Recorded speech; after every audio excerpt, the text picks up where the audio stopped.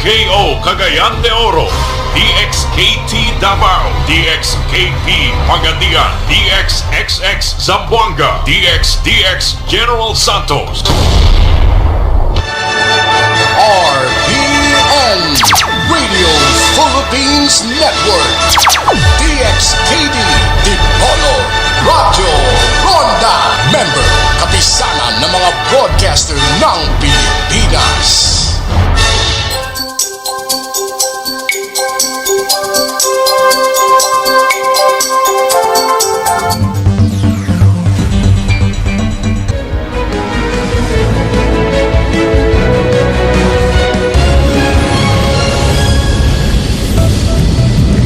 Good evening, I'm Pia Ontiveros. Welcome to Newsnight, where we go above and beyond the headlines. Tonight on the program, the number of COVID-19 vaccines administered today falls below the 3 million daily target on day one of an ambitious nationwide vaccination drive. The program kicked off amid the new coronavirus variant that is threatening pandemic response efforts across the globe. We'll tell you what else you need to know about Omicron. And despite what could be gloomy days ahead because of the new coronavirus variant, a fast food giant is making sure the Christmas season is brighter for Filipinos.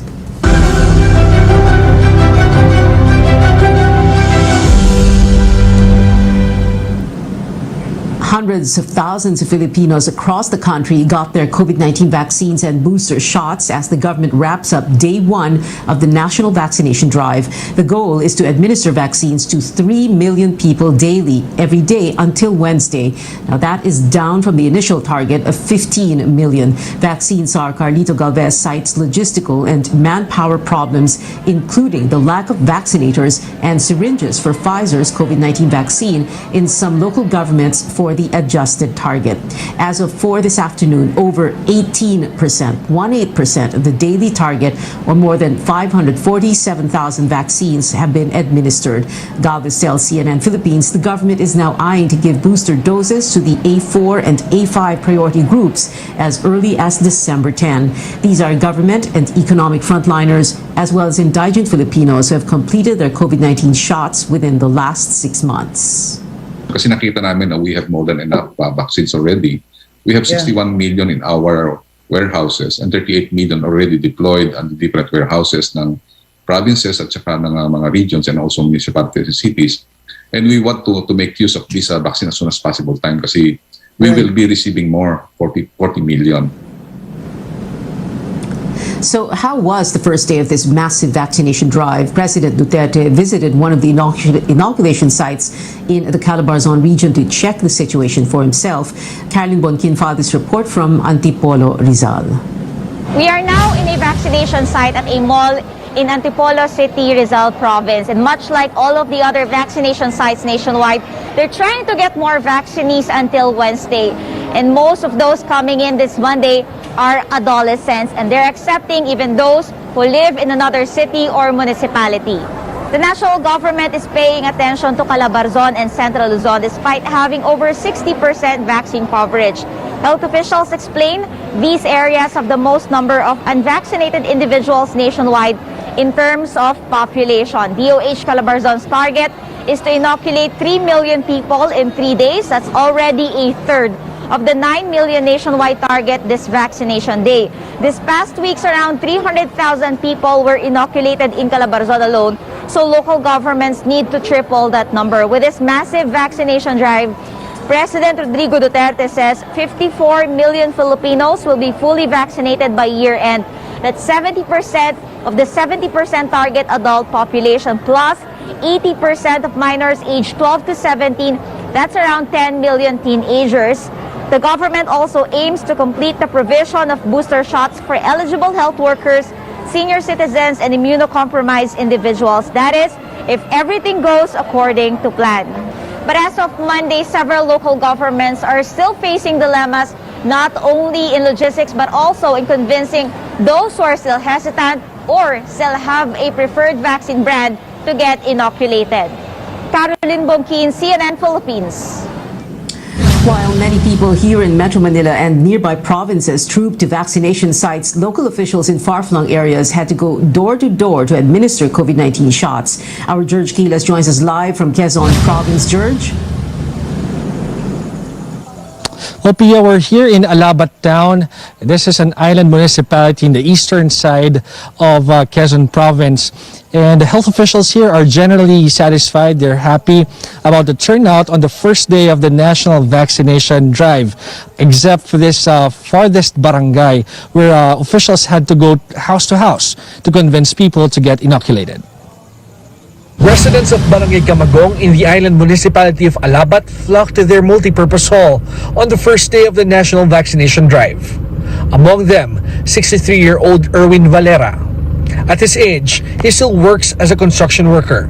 He said the 3-day event was his chance to get extra protection against a deadly virus. Gayak ko na talagang nagpabakuna nung una. Dahil nga lamang, abala ko sa trabaho, ngayon lang ako nagkaroon ng magandang pagkakataon, kaya ngayon lang ako nakapagpunta. But Valera needs to wait a bit longer. His vaccination was deferred because of his high blood pressure. Okay lang naman ho. Wala naman po ako nararamdaman na kumbaga pagkahilo kung ano po man ay wala pa naman ho. If the vaccination in Barangay Camagong was a hit, it's a different scenario in the town's farthest barangay, Villanorte. Barangay officials had to go house to house to convince the residents to get vaccinated. Napansin namin, pati yung mga farmers, mga fishermen, mga kalalakihan, nagpa-vaccinate sila. Ano sila, gusto nila nung sila pinupuntahan. Sasadyain mo talaga? Oo, kaysa yung dito sila pupunta sa bayan. So far, among the nearly 17,000 eligible population, more than half have already received at least one dose of COVID-19 vaccine. Hindi naman kami ganong nahihirapan dahil sabi nga, yung statistics namin ikumpara mo sa ibang bayan, mas pataas kami. Quezon Province so far has the lowest number of fully vaccinated residents among provinces in Calabarzon at 26%. That's based on the Health Department's data as of November 26. In today's vaccination, the local government used AstraZeneca doses that are set to expire tomorrow. As of now, we have yet to get an update whether all those 200 doses or so were administered today. Otherwise, they will be just part of the government's vaccine wastage. Back to you. George, you said the vaccines used today will expire tomorrow. When did the local government there receive these vaccines? Well, Pia, Dr. Roselia Cheng of the Municipal Health Office said that they received these vaccines 2 weeks ago, and they immediately used these vaccines after learning about its impending expiration. Now, they're hoping that all the 200 doses or so will be used today so that they will be able to avoid wastage. Back to you. And George, when did they get these vaccines? Kailan dumating sa kanila? That was 2 weeks ago, Pia. 2 weeks, okay. All right, 2 weeks ago. Sorry. That's right. George Quiles there reporting from Quezon Province. We take a look now at how the national vaccination drive kicked off in other provinces. Vaccination sites across the Bicol region were filled with residents eager to get their doses. Authorities there hope to inoculate more than 1 million individuals during the 3-day drive. Bicol currently has the second lowest vaccination rate in the country. In Cebu, a new house, car, and other incentives await lucky vaccinees. A total of 2,900 vaccination sites in Cebu City were open for the rollout. The province is targeting to inoculate over 500,000 individuals. And in Eastern Visayas, close to 300 vaccination sites were opened in various parts of the region. It wants to vaccinate 800,000 residents for the 3-day program. To achieve the target, the Department of Health has asked the support of the Office of Civil Defense in delivering vaccines to island towns and villages like Suluan and Homonhon Island. The second wave of the national immunization drive will be held December 15 to 17. That will focus more on second doses and booster shots. The World Health Organization reveals more details about the new COVID-19 variant of concern, Omicron, which has countries on high alert. The WHO says early studies suggest an increased risk of reinfection, but that information is still limited. The body adds adds it is not yet clear whether Omicron spreads more easily or if it causes more severe disease compared to other variants. The WHO also looking at Omicron's potential impact on vaccines. The health department says it may affect efficacy but stresses getting inoculated is better than having no protection at all. Chrissy Di Matulak tells us more. Ang ating mga bakuna ay epektibo pa. Subalit, posibleng yung percent ng effectivity or efficacy nila ay mas mababa, no, kumpara doon sa base sa clinical studies ng ating mga bakuna at doon sa epekto ng bakuna sa mga walang variants of concern. This is the reaction of the Health Department on questions regarding the efficacy of COVID-19 vaccines against the latest coronavirus variant of concern, the Omicron. According to the World Health Organization, the variant was first detected in South Africa last November 24. The first case of the Omicron was reported on November 9. The DOH warns that the variant can possibly increase the transmissibility of COVID-19. The Health Department says the Philippine Genome Center has the capability to detect Omicron. However, they urge local government units and testing centers to immediately submit samples of COVID-19 cases for sequencing. Ang ating Philippine Genome Center ay may kakayahan na ma-detect siya. At base sa mga na-sequence natin, hindi pa natin siya nakikita both in our local and our ROF samples. No?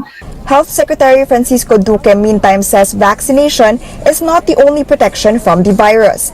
He reminds that because of the presence of Omicron, we should not be complacent.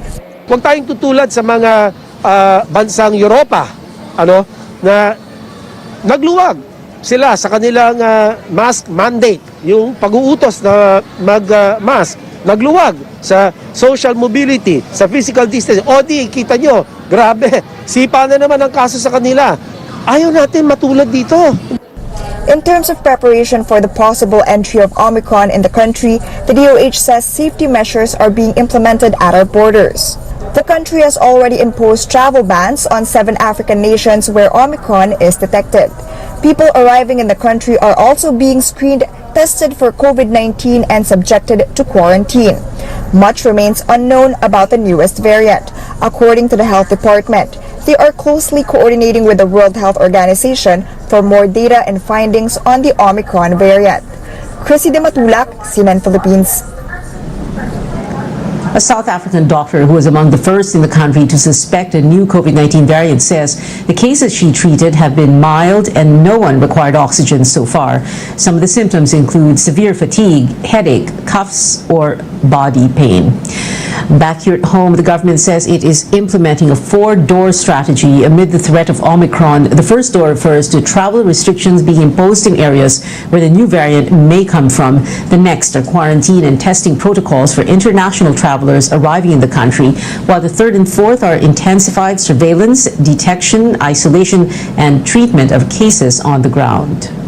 Yung pagre-red list ng mga countries will be dependent kung meron na pong local case ng Omicron doon sa bansa na yon. Kung imported case po siya, then we have the option of retaining the status of the country, whether yellow or green. Pwede pong ma-override yan kung sa tingin ng IATF at ng mga eksperto natin ay hindi ganon kaganda ang nakikita natin na surveillance activities na ginagawa dun sa bansang yon at hindi tayo ganon ka-confident sa ginagawa nilang mga genome sequencing. In news overseas, Japan is not taking any chances with the new variant. It will temporarily suspend new arrivals of foreigners beginning Tuesday. Prime Minister Fumio Kishida says this is an emergency precautionary measure to avoid the worst situation. A person who recently traveled to Japan from Namibia tested positive for the virus, but it is unclear if it is the Omicron variant. Meantime, over 40 territories have announced travel restrictions on African nations, which they, along with the WHO, criticized. The WHO says travel bans that target Africa only attack global solidarity, as the variant has also been detected in other regions. It adds South Africa should be commended for its transparency and speed in informing countries about Omicron.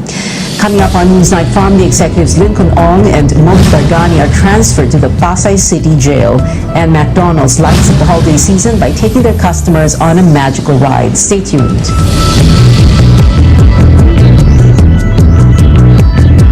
Kini ang RPN Dexki Radio Runda 1053 kHz.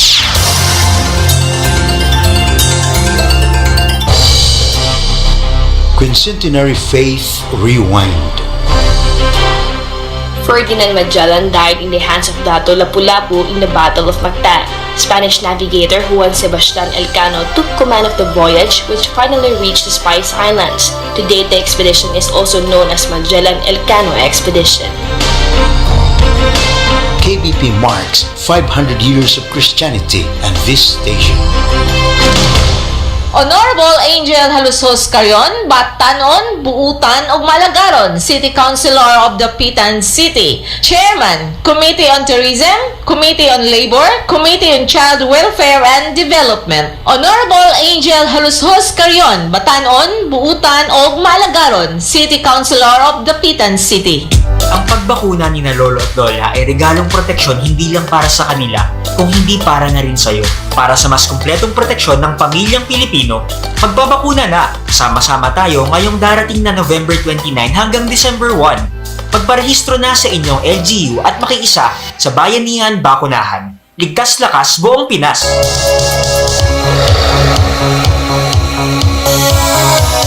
News Recap Pupong on board. Pangitabo sa tulugan distrito sa Zamboanga del Norte, kalambuan sa politika, showbiz o agrikultura. News Recap Pupong on board. Ginilang sa Radio Ronda alas 6 ngato sa alas 9 adlawng Domingo.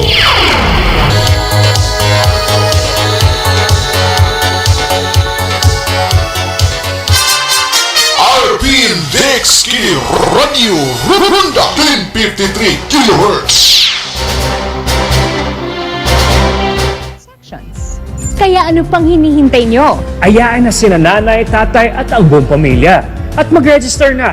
Ito ang PhilSys, ID natin to.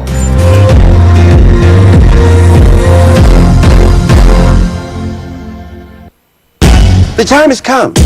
Philippines, start your engines. Drag Race is now on Discovery Plus. D is for dazzling, for daring, and it's a double D this November. Starting with all of RuPaul's Drag Race UK, including the latest season and the latest of Drag Race Thailand. It's exciting, refreshing.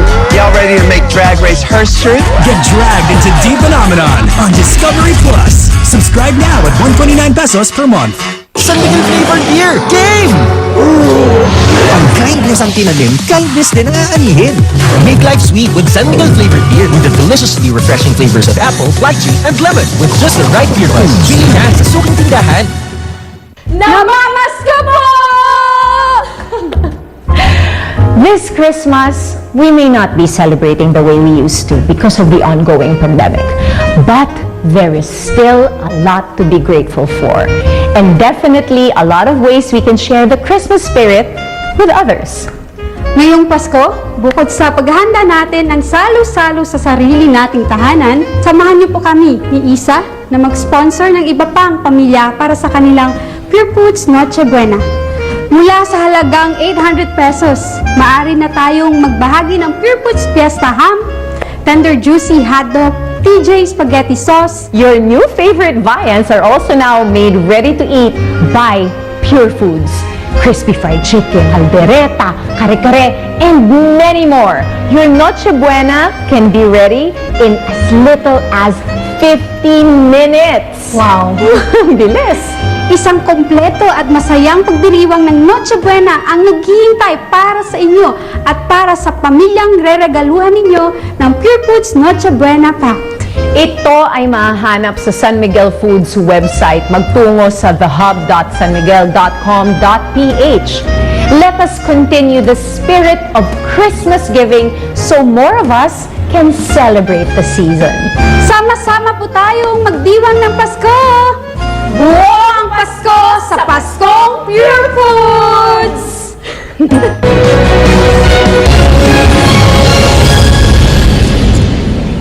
Welcome back to Newsnight, where we go above and beyond the headlines. The country records the lowest number of new infections today in more than 16 months. The health department tallied 665 new cases, the lowest since July 14th last year. There are more than 16,200 active cases, which represent those who are currently infected and infectious. Today's positivity rate is also the lowest since data became available. This marks the 17th day in a row that the country's positivity numbers have fallen within the WHO's benchmark of 5%. Two executives of the controversial government supplier Pharmally Pharmaceutical, now detained at the Pasay City Jail, Lincoln Ong and Mohit Dargani, were transferred there this afternoon over their refusal to submit documents needed for the Senate Blue Ribbon Committee's probe into their company. Our Amor Santos tells us more. After being detained in the Senate, formerly executives Mohit Dargani and Lincoln Ong are now here at the Pasay City Jail. They will join more than 1,000 inmates in this facility that has a 1,000% congestion rate. Prior to the transfer, Dargani and Ong had a medical checkup at the Senate. Their antigen tests were negative for COVID-19. They were also given time to talk with their lawyer and family members. Dargani's mother visited him at the Senate, while Ong's wife came with him all the way to the Pasay City Jail. She asked for privacy. Attorney Don Kapunan says it was his client's decision not to submit the financial documents sought by senators. Lawmakers believe this will shed light on Pharmally's alleged anomalous transactions with government for the supply of medical goods amid the pandemic.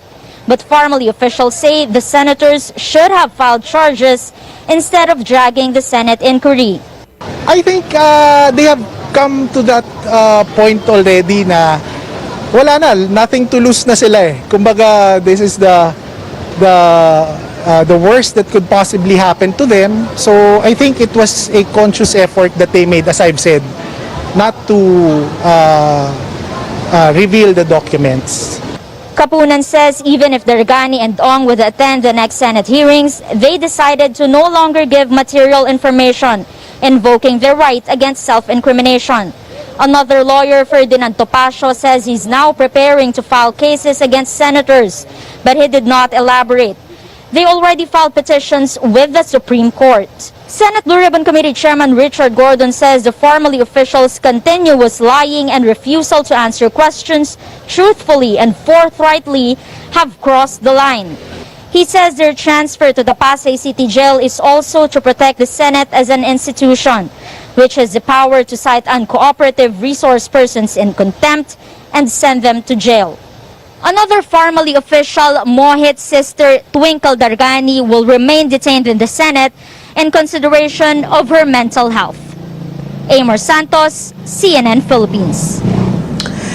The 2022 elections may present or may have the longest list of presidential candidates in the country's history. COMELEC spokesman James Jimenez says the poll body has moved to declare 82 out of 97 presidential hopefuls as nuisance candidates. That would still leave up to 15 aspirants in the race for Malacanang. Jimenez says the record so far is 10 official candidates for president back in the 1990s. There may also be up to 12 candidates for vice president, with the COMELEC dropping 15 hopefuls from the roll and 108 aspiring senators. The COMELEC expected to release the official list on December 15th.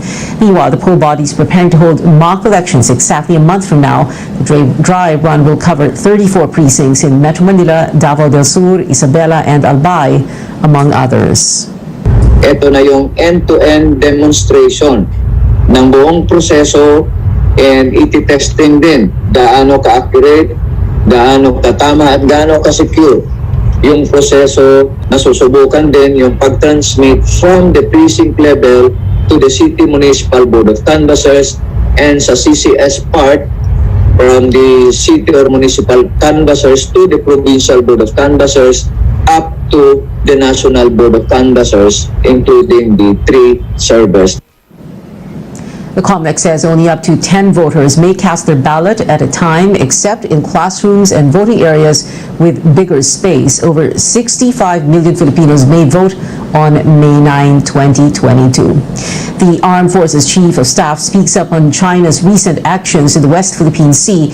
In my exclusive interview on a CNN special presentation, The Generals 2.0, General Andres Centino says the country's vintage warship in Ayungin Shoal will stay. We are not moving LT-57 or the BRP Sierra Madre. It has been there since 1999. It is a permanent government post manned by our personnel from the AFP, and it is there as a haven for our fishermen who would go to the shoal, and it is used as a monitoring station also for safety at sea, and it is there for us to assert our sovereign rights, considering that it is within our exclusive economic zone. The use of the water cannon cannot be considered as an armed attack. It is normally used for fire extinguishing. So we leave it at that. But if you ask what is happening when Coast Guard patrols the seas, we have never seen any incident that happened with Coast Guard vessels. Catch the full interview with Centino, as well as the PNP Chief, the Philippine Coast Guard Commandant, and the Drug Enforcement Agency Director General on The Generals 2.0, airing December 5, Sunday, 8 p.m. Up next on Newsnight, this fast food giant is taking Christmas lights to another level to give customers some holiday cheer. We take a look after the break.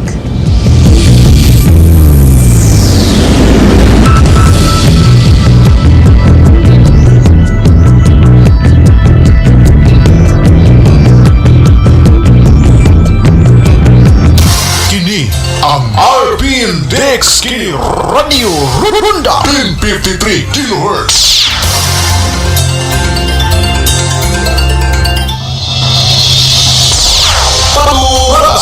Paturadas. Watod kaninyo sa mga labas ng mga balita. Paturadas. Mga balitang gikan sa lokal, regional ug nasyonal nga mga tinungdan. Paturadas. Bisgot sa bisan unsang hinisgutanan nga may kalabigitan sa katawhan. Paturadas.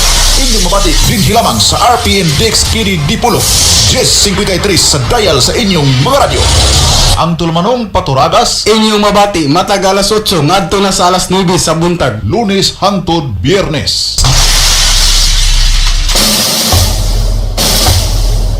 Kalandraka tulumanon nga kulbahinam sa mga suking tigpaminaw, mga tigmo nga nagtangag sa premiong makalingaw.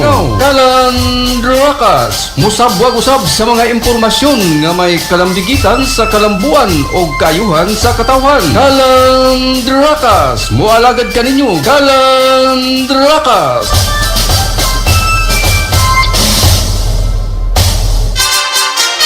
RPN Dex Kini Radio Runda 1053 kHz. Get your Magnolia ready-to-cook chicken templados from Magnolia Chicken Stations in Chicken Tocino flavor and the Chicken Teriyaki. Sa pagbangon ng mga Pilipino, saludo ako sa mga taong patuloy na humaharap sa hamon ng pagbabago. Bilang isang ina, handa akong gawin ang lahat para sa kaligtasan ng aking mga anak. Banding naman, tuloy pa rin ang serbisyo para malinis ang kapaligiran. Serbisyong publiko para sa kaligtasan ng lahat. Sa panahon ng krisis, ikaw, ako, magtulungan tayo. Saludo ako sa Pilipino. Bawat patak, may sarap, may lakas, sulit. Red Horse Beer.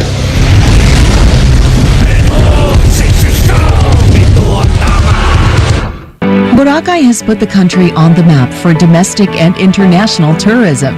It is only fitting that the gateway to this paradise island is modern and state-of-the-art. SMC Infrastructure has taken the lead in overseeing the improvements of the Boracay Airport. Throughout the years, it carried several name changes, from Caticlan Airport to Godofredo P. Ramos Airport, but it lagged behind in upgrades until SMC Infrastructure stepped in. Now the current and long-term developments include the construction of an international airport passenger terminal, SMC Infrastructure also extended the existing runway to better serve bigger aircrafts.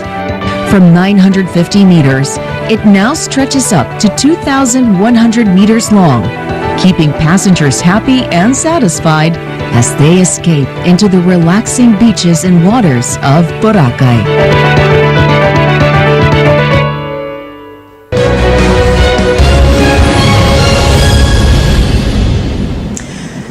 With only a few weeks before Christmas, there's no question that the holiday season is upon us. But one company is revving its Christmas spirit into high gear by taking its customers on quite a magical ride. Our Sam Sadwani joins us live from McDonald's McKinley West branch in Taguig. Sam? Thanks so much, Pia. That's right. The Christmas season is undoubtedly here, especially for us Filipinos who start celebrating the holiday season as early as September. And in the spirit of spreading happiness, McDonald's is taking it up a notch with the launch of their first ever ride-through Christmas light show. And I'm very happy to be one of the first to see it up close. But before that, I got to speak with McDonald's Philippines Senior Marketing Manager, Ada Lazaro, who shared what went into planning this program and the reason behind this. Country emerges from one of the longest quarantines in the world. We really wanted to welcome our customers back to our stores with an experience like no other, and this is the Ride-Through Christmas Light Show. They can experience starting today up until January 2. The lights are open from 6 p.m. up until 12 midnight. Especially at McDonald's, our commitment is to serve our customers feel-good experiences that they will remember, and this is one of which that we hope we hope will make their Christmas even more memorable. And we have 3 stores. This is happening in McKinley West, in Savannah Park, and also in Alabang West in Las Piñas. So we hope to see you here and experience the Ride-Through Christmas Light Show.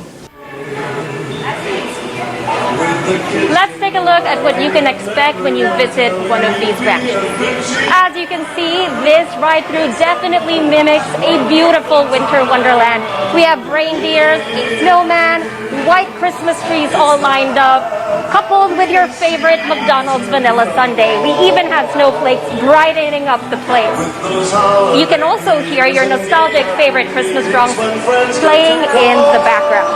It's truly a sight to behold, one that I'm sure families and friends would love to experience together. After all, going on a road trip with your loved ones, experiencing the ride-through Christmas light show with your favorite McDonald's meal in hand sounds like a pretty sweet idea. Back to you, Pia.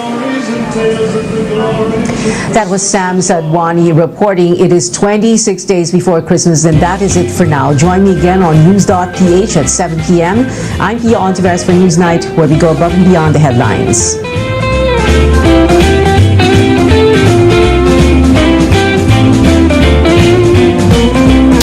Kini ang RPN Dex Kini Radio Runda 1053 kHz.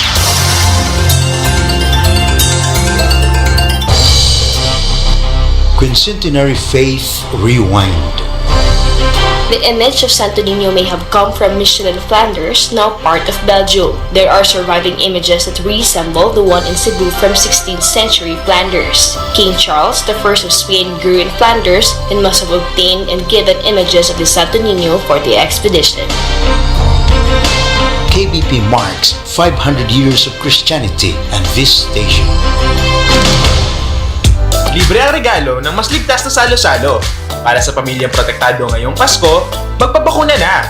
Sama-sama tayo sa National Vaccination Day, ngayong darating na November 29 hanggang December 1. Magparehistro na sa inyong LGU at makiisa sa Bayanihan Bakunahan. Ligtas lakas, buong Pinas! Dapitan City Councilor Jezebel Bing Balisado, konsihal sa Dakbayan sa Dapitan nga dali duulon og maabibihon sa iyang mga katawhan. Konsihal Bing Balisado maluluyon og matinabangon sa tanang higayon. Konsihal Bing Balisado sa Dakbayan sa Dapitan. RPN Radio Philippines Network DXTD Dipolo Radio Ronda Member kapisanan ng mga broadcaster ng Pilipinas.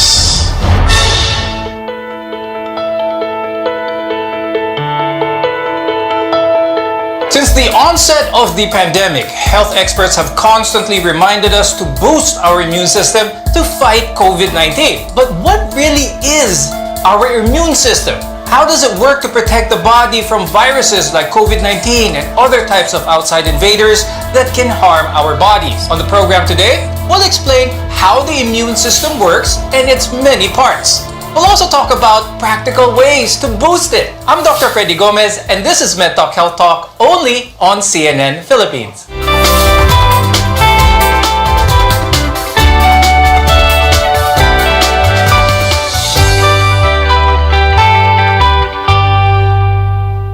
The role of the immune system is to protect us from infection, but there's a lot more to it. The immune system is made up of a wide network of cells, tissues, and organs, and each play a unique role in keeping us healthy. Let's welcome Dr. Paulo Miguel Borja. He's an internal medicine specialist from the Asian Hospital and Medical Center. Also with us is Dr. Cristina Ignacio Alberto, who is a pediatrician and community doctor at Health Index Medical Clinic. We've mentioned that the immune system protects us from foreign invaders that can cause infections like viruses as well as bacteria. I'll start the discussion with Dr. Paulo. How does our immune system work? Yun lang yung simpleng tanong. Ano? Could you tell us more about this process? So your immune system is a complex network of cells, tissues, and organs. Together, they help the body fight infections and other diseases. When germs such as bacteria or viruses invade your body, they attack and multiply. So this is called an infection. The infection causes the disease that makes you sick, and your immune system protects you from the disease by fighting off these germs or these invaders. Doc Paulo, on the flip side, on the other side, what happens to a person when the immune system isn't working properly naman? So there can be a lot of reasons why your immune system will not work properly. Of course, the more common cause is what we call an immunocompromised state. So these are individuals with conditions that would impair their immune system or their ability of their body to combat infections. So, particularly those who have cancer or malignancy, they're part of those patients who have an immunocompromised state. Post-transplant patients also fall under this category. Those with certain genetic disorders fall under this as well. Those who are taking immunosuppressive medications, such as high-dose steroids, and patients with AIDS, of course, they are considered to have an immunocompromised state. More commonly for our audience, so diabetics and actually the elderly, they can also be considered to be immunocompromised. So what happens when you're immunocompromised is that your body's natural or innate ability to fight off infections is impaired. So in short, your natural defenses are low, making you more prone to infections, making you more likely to get sick. And if ever that you do get sick, you will get sick longer if you are immunocompromised. Now that we've established the importance of having a strong and robust immune system, there are things that we may do every day that can weaken this. And it's important that our viewers know this because there are some habits that we do every day that may weaken our immune system. Doc Tina, what are some of these factors that can negatively impact our immune system? Number one, your diet and your lifestyle. It's very important. So if you're taking in, you have a poor diet, of course, that is lacking in vitamins, zinc, and essential minerals, of course, your immune system will go down. Kasi importante po yan in regulating our immune system.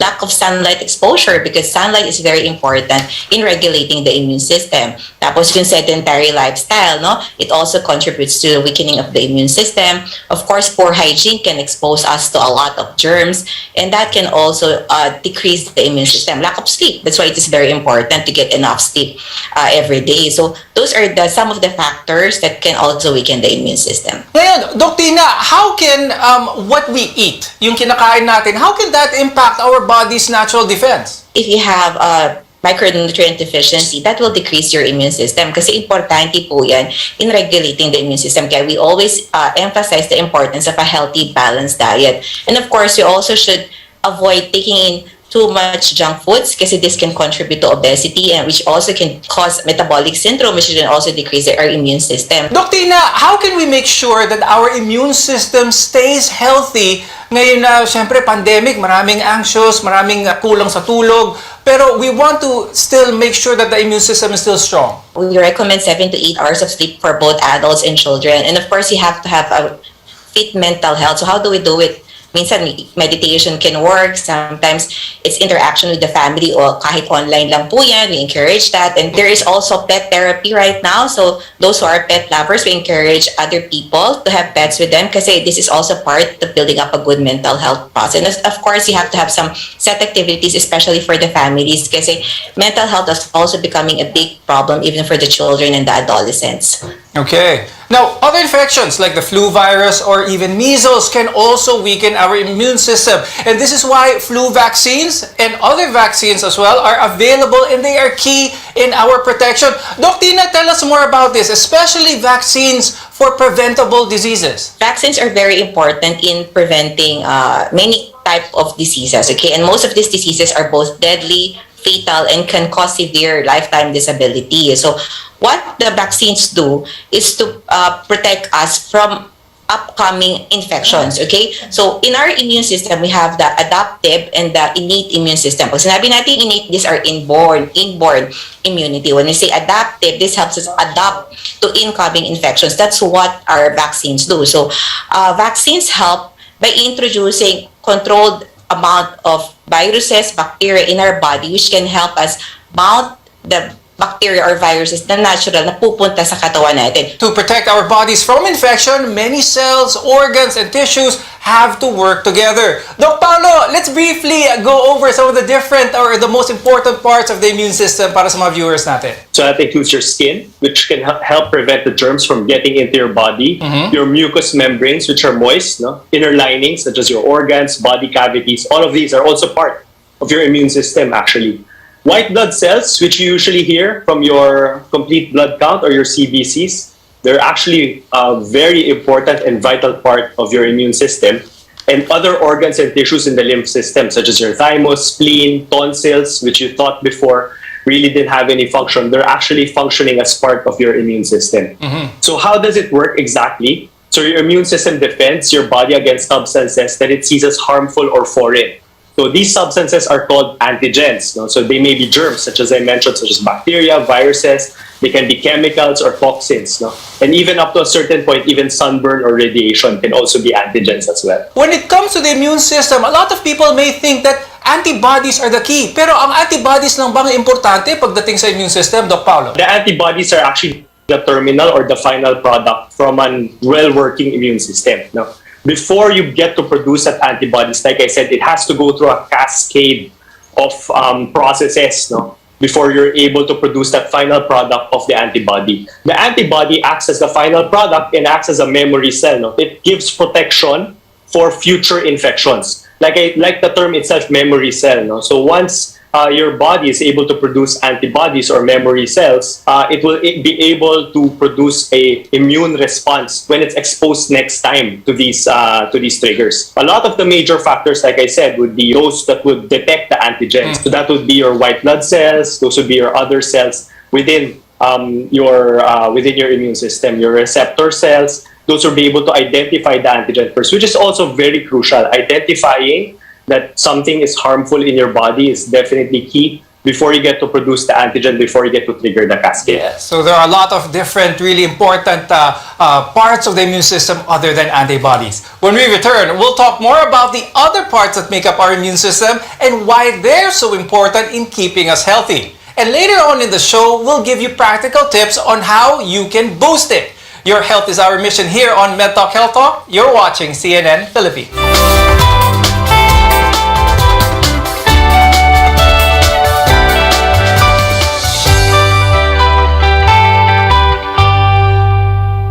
Kini ang RPN Dex Kini Radio Runda 1053 kHz.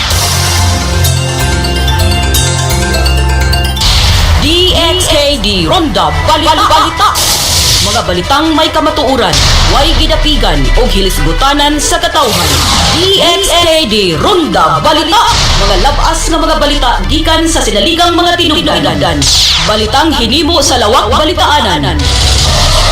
Diin inyong madungog ang mga balitang lokal, regional, national o international o uban pang may kalabutan sa atong kadiliman. Gihatod kaninyo live gikan sa RPN DXKD Radio Ronda Broadcast Center. DXKD Ronda Balita. Inyong madungog matag adlang Lunes hangtod Biyernes alas 12 hangtod sa alas 2 sa kahaponon ug makita usab sa RPN DXKD Dipolog Facebook page, YouTube ug sa Twitter. DXKD Ronda Balita. RPN DXKD Radio Ronda 1053 kHz.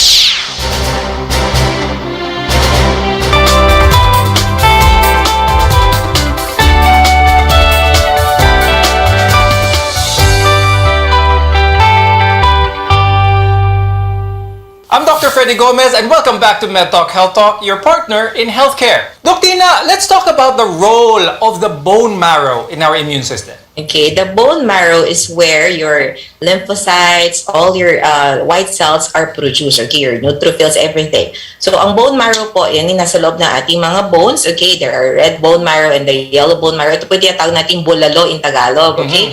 So, napaka-importante po niyan because this is where the stem cells arises. The stem cells is where all other cells arises, yung ating mga white blood cells, ang ating red blood cells, and ating platelets. So, when we talk about infection, the most important part will be the white blood cells kasi they are the ones who fight off infections and invaders in our body. Now, aside from that, the skin also, as mentioned earlier, is our first line of defense against infection. Doc Paolo, you touched on this earlier. No? How does it prevent germs from entering our bodies at bakit napaka-importante na alagaan natin ang ating balat? A lot of us would just think na parang skin is just skin, just one layer of skin. Actually, no. It has a lot of layers, your epidermis, dermis, and a lot of layers underneath that. No? So all of these function as part of your immune system. So you have there your other cells, no? Keratinocytes, macrophages, as I mentioned earlier, neutrophils, like I said, are there as well. No? So skin acts as a first line of defense. So skin against protecting invading organisms. So aside from being a physical barrier or that level of protection,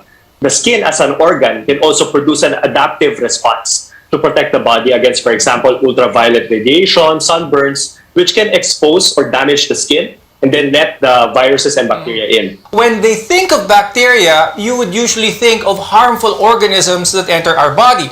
Actually, we have a lot of good bacteria too, especially in our gut, in other parts of our body as well, and they're essential in keeping our immune system robust. Doc Paolo, can you explain this? Could you talk about this a little bit further?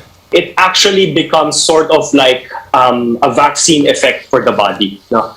It triggers a response, first of all, with your immune system. So it can trigger antibodies that can be protective to something more serious or more damaging. Some bacteria can really be more toxic than others. No? Not all bacteria are the same. Second, these good bacteria will actually colonize or actually live inside your body. No? And that's not actually a bad thing. No, because space in your body is also limited. No? So if there's good bacteria residing in the lining of some organs, good bacteria meaning they're harmless, they're not really causing any disease, any infection, any active infection in your body, then that's actually a good thing because the bad bacteria will have will run out of places to live or colonize into as long as that good bacteria is there and as long as their colonies are intact. Autoimmune disorders are commonly known to affect our immune system, and there are dozens of autoimmune disorders today, like rheumatoid arthritis and even type 1 diabetes. Now, Doc Tina, let's give our viewers an idea on how autoimmune disorders are and how disruptive they are to a person's immune system, and what should our viewers know about this? Autoimmune, from the word itself, meaning auto, yourself,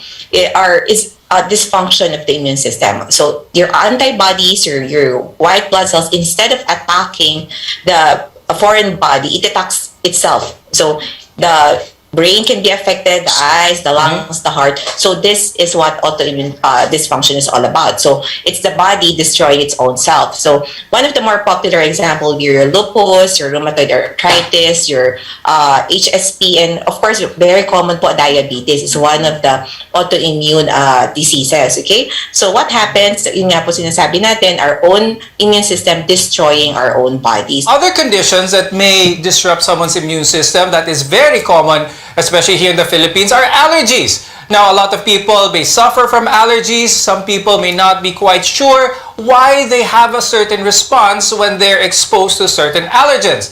Doc Paolo, can you explain the relationship between allergies and our immune system? Allergic disease is one of the most common chronic health conditions globally as well. And usually it's familial or hereditary. So people with a family history of allergies have an increased risk of developing allergic diseases. No? So more common allergic diseases, that would be your allergic rhinitis, eczema, asthma is actually considered under that as well, and food allergies. No? It can range from very mild to seriously life-threatening, or what we call anaphylaxis. No? So it's best to identify triggers to your allergies or what you're allergic to. Now, for your question, in connection with the immune system, like we said, the immune system responds to foreign threats to your body. So any foreign threat, that is not just for bacteria and viruses, it actually includes your allergens, allergic triggers as well. So the point is sometimes you take antihistamines to actually dampen and control, regulate your immune system again, no? Because again, these responses are heightened or exaggerated responses that can actually harm your body as well. So when it comes to certain things like this, it's more of a control that we're trying to look for rather than cure. Now, Doc Tina, now that the vaccine rollout is focusing now on the younger population, on the younger age group, what can we say about the importance of being vaccinated when it comes to kids? So COVID-19 vaccine is also recommended now for kids, and I advise parents to get it, lalo na po yung mga parents with children who has comorbid like diabetes, bronchial asthma. It is very preventive of severe COVID infection because right now we're seeing more cases of children getting really severe COVID infection. Just like the rest of our body, our immune system needs proper nourishment, rest, and a healthy environment in order to stay strong. But how do we do it? Stay with us on Med Talk Health Talk, only on CNN Philippines.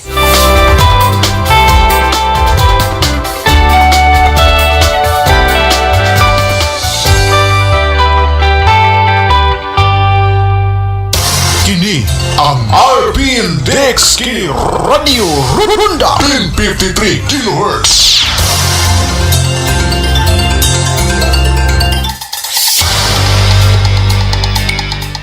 Taliwala sa nagiagumang pandemya ning atong nasud karon, naninguha ang nasyonal nga pangagamhanan nga ipaabot sa kadaghanan ang mga tubag sa nagbaha nga mga pangutana kabahin sa kahimtang sa tanang katawhan, pinaagi na sa PCOO kun Presidential Communications Operations Office ni Secretary Martin Andanar. Laging handa! Programa sa tanang sibyaanan nga mohatag katinawan sa mga pangutana sa katawhan. Laging handa! Programang makahatag kasayuran sa benepisyo ug ayuda alang sa katawhan. Laging handa! Programang maghatod sa mga impormasyon kabahin sa pagpangandam ug mga gipatuman sa nasyonal nga pangagamhanan taliwala sa pandemyang COVID-19. Laging handa! Mapaminaw matag Lunes hangtod Sabado alas 11 ngadto alas 12 sa kaugtuhon. Diri lamang sa RPN DXKD Dipolog 1053 kHz sa atong mga AM radio bands o sa RPN DXKD Dipolog sa Facebook account.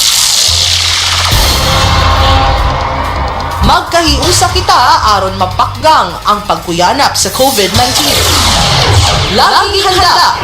Hatod ka nato sa Presidential Communications Operations Office kun PCOO. RPN Dex Kini Radio Runda 1053 kHz.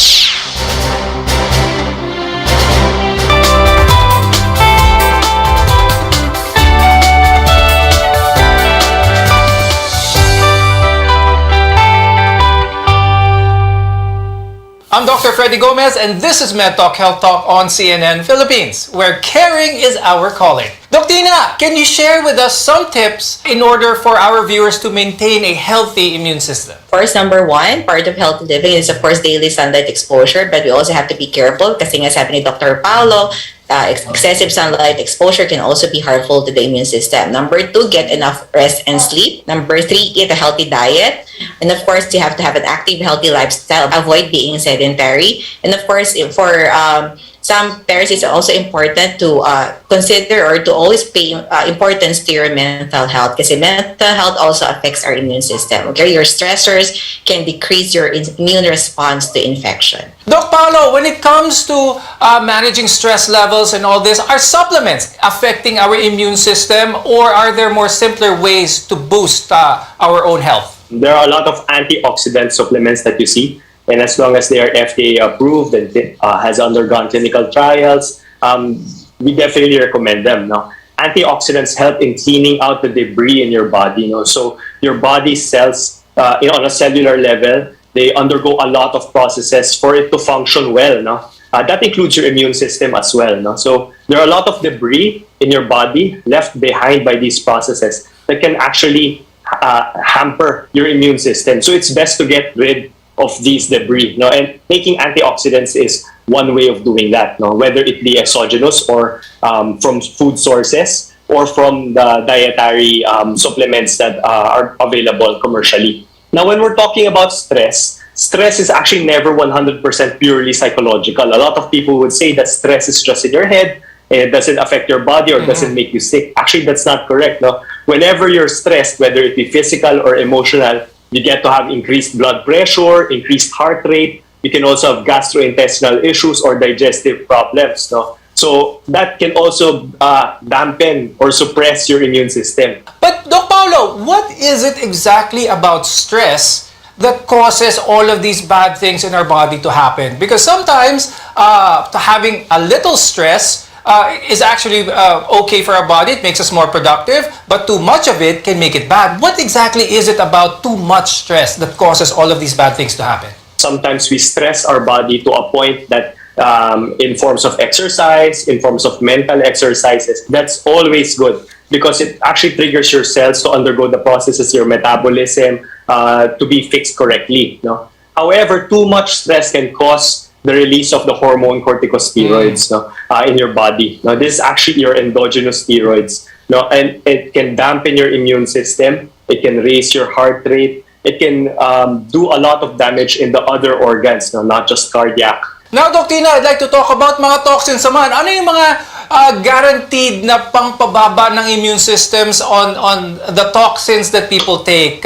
Could certain bad habits that people do create these harmful toxins in our body? Exposure to cigarette smoking increases the chances of autoimmune diseases. So please do not expose our children, and of course to those who are really smoking, stop or quit smoking. Okay, so there are also some we have to be very careful of what we give to our children and what we take in, because there are some food that can cause autoimmune diseases, like there are tartrazines or food coloring and other substances in our food that can cause autoimmune diseases and cause dysregulation in our immune system. So as much as possible, we try to eat healthy, eat natural, avoid junk foods, and exposing ourselves to other substances that can harm. Even mga cleaning products, we really have to be very particular about it. I'd like to thank our guests for joining us today, internal medicine specialist Dr. Paolo Miguel Borja and pediatrician Dr. Cristina Ignacio Alberto.